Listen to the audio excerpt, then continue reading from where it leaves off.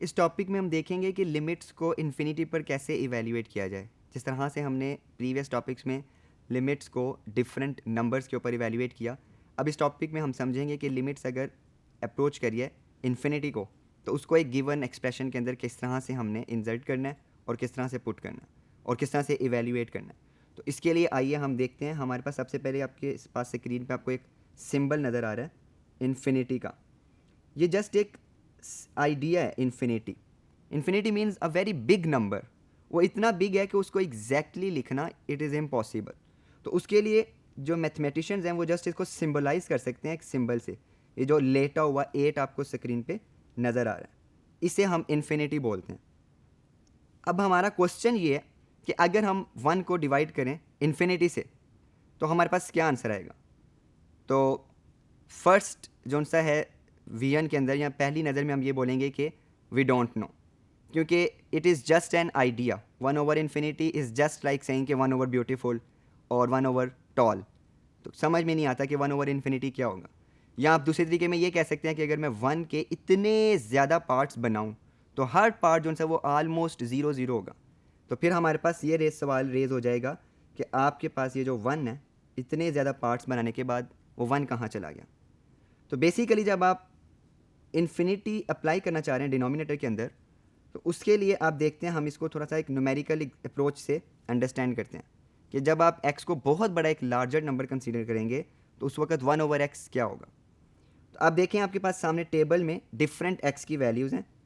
यहाँ आपके पास अगर मैं x को 1 लेता हूँ तो 1 over x 1/1 is equal to 1 और अगर आपके पास x2 है तो 1/2 इज इक्वल टू 0.5। और अगर आपने x को 4 कंसीडर किया है तो जब आपने उसमें पुट किया है 1/4 कम्स आउट टू बी 0.25।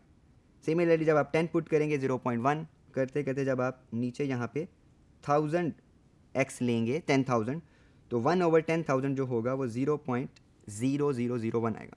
तो आप देखें जैसे जैसे आपके पास जो x है वो बहुत बड़ा नंबर बन रहा है, वैसे वैसे जो आपके पास 1/x ये जो सा एक्सप्रेशन है ये एक बहुत ही छोटा, या आप कह सकते हैं ज़ीरो को अप्रोच कर रहा है।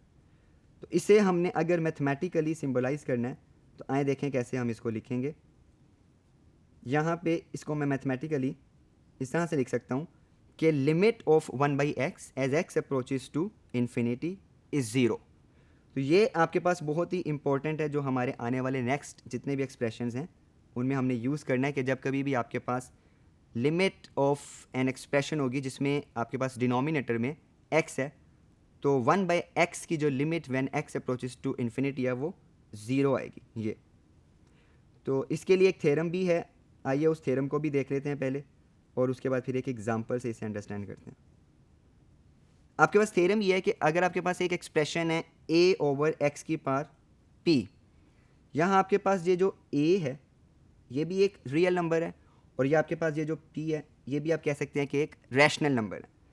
जब आप पॉजिटिव साइड से या नेगेटिव साइड से x को एक बहुत बड़ा नंबर कंसीडर करेंगे तो आपके पास ये जो ओवरऑल एक्सप्रेशन है लिमिट लगाने के बाद वो ज़ीरो आएगा।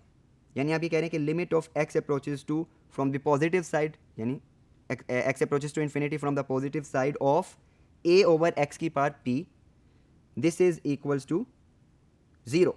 Similarly when limit x approaches to minus infinity of a over x की power p, it is also zero. So this is a theorem जो इसका प्रूफ है। This is not in our course, तो हम इसे just understand कर लेते हैं, मेमोराइज कर लेते हैं कि आपके पास लिमिट जो सी है जब आपके पास डिनोमिनेटर में x है और x अप्रोच कर रहा है इन्फिनिटी को, वो ज़ीरो होगी।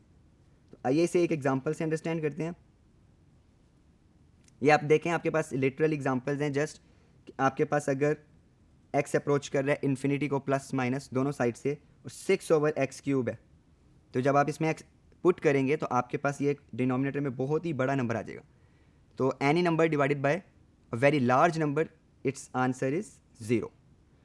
ऑन द सेम लाइंस आपके पास ये जो पावर है इस वक्त इस यहाँ x की, वो एक रैशनल नंबर उसने कंसीडर किया है। आप चाहें तो इस -5 को बाहर, यानी ऐसे -5 बाहर, और उसके बाद आप लिमिट लगाएं 1 ओवर x की पावर 1/2।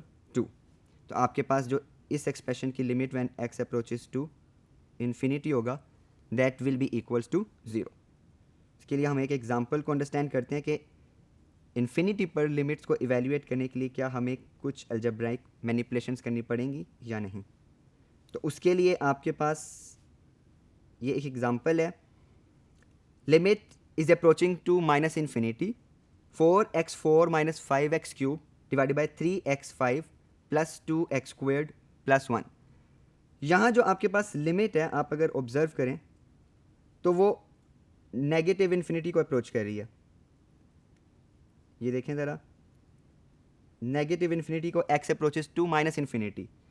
जब कभी भी ऐसा होगा, आपने डिनोमिनेटर, ये आपके पास एक रैशनल एक्सप्रेशन है ये वाला, यहाँ पे जो आपके पास डिनोमिनेटर है इसमें जो हाईएस्ट पावर है x की वो 5 है. ये आपने ऊपर न्यूमिनेटर और नीचे डिनोमिनेटर दोनों को x की हाईएस्ट पावर के साथ डिवाइड करना है. और एक बात और बहुत इंपॉर्टेंट, अगर x नेगेटिव साइड से यानी नेगेटिव इन्फिनिटी को अप्रोच कर रहा है, देन आपने minus x times whole raise to the power the greatest power in the denominator लेके उसको इवेल्युएट करना, उससे डिवाइड करना है. और अगर वो पॉजिटिव साइड से अप्रोच कर रहा है तो फिर आपने x की डिनोमिनेटर की जो सबसे हाईएस्ट पावर है वो पॉजिटिव कंसीडर करनी. इसे आप देखें, नेक्स्ट स्टेप में मैं आपको बताता हूँ किस तरह से इवेल्युएट करेंगे. ये देखें, आपके पास चूंकि x लेसर देन 0 है, यानी आपके पास नेगेटिव इन्फिनिटी को अप्रोच कर रहा है, तो ये जो आपके पास हाईएस्ट पावर थी डिनोमिनेटर में x की पावर 5, मैंने माइनस एक्स की power 5 which comes out to be minus x की पावर 5, क्योंकि माइनस की पावर एक ऑड नंबर है तो वो माइनस बाहर आ जाएगा. इस तरह से मैंने जब x नेगेटिव इन्फिनिटी को अप्रोच करेगा तो मैंने माइनस एक्स की पावर को कंसीडर करना है, हाईएस्ट पावर जो कि डिनोमिनेटर में होगी. जब मैं इसको डिवाइड करूंगा, न्यूमिनेटर और डिनोमिनेटर दोनों को जब मैंने माइनस एक्स की पावर 5 से डिवाइड करना है, तो उसके बाद जो मेरा सबसे पहला स्टेप होगा उसमें मैं इसे स्प्लिट कर दूंगा. न्यूमिनेटर जो आपके पास एलसीएम है उसे मैं ब्रेक कर दूंगा. ये देखें, यहाँ आपने ये जो 4x की पावर 4 माइनस 5x क्यूब था डिवाइडेड बाय माइनस एक्स कह रहा है न्यूमिनेटर में, इसे आपने एक अलग टर्म बना लिया और ये वाला जो सा माइनस है ये एज इट इज़ रहा और माइनस एक्स केयर इसके साथ पूरा पूरा नीचे आ गया. टर्म बाय टर्म मैंने एलसीएम को ब्रेक किया. सिमिलरली यहाँ पे भी मैंने टर्म बाय टर्म एलसीएम को ब्रेक कर दी. अब एलसीएम को ब्रेक करने के बाद मैं इनको टर्म बाय टर्म सिंप्लीफाई करता हूँ और देखता हूँ कि रिजल्ट मेरे पास क्या आता है.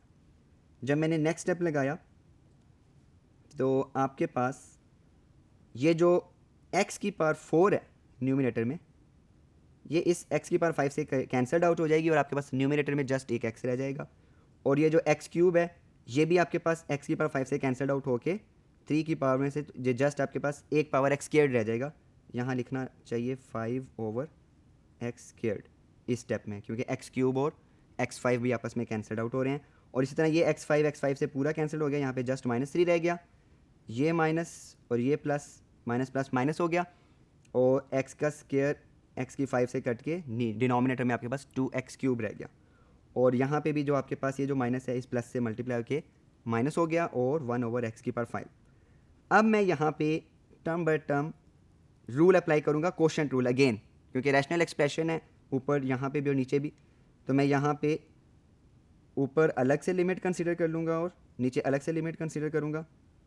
और जब मैं इनको एवेल्युएट करूँगा, यहाँ पे मैंने x में जब मैंने यहाँ पे इन्फिनिटी पुट करना है, जस्ट नोट करें आप, यहाँ जब मैं इन्फिनिटी पुट करूँगा तो 4/∞ 0 हो जाएगा. और जब मैं यहाँ पे भी इन्फिनिटी पुट करूँगा तो 5/x स्क्वायर्ड है बेसिकली ये टर्म, तो 5/∞ वो भी 0 हो जाएगा. जस्ट आपके पास -3 रह जाएगा और 2/x क्यूब इस पर जब लिमिट अप्लाई करेंगे तो वो भी 0 हो जाएगी और -1/5 वाली टर्म भी 0 हो जाएगी. तो इस तरह से आपके पास जस्ट जो एक्सप्रेशन बचेगा वो आपके पास होगा -0 + 0 डिवाइडेड बाय -3 -0 -0 और 0 divided by -3 which comes out to be 0. So this is the method how you have to evaluate the limits at infinity.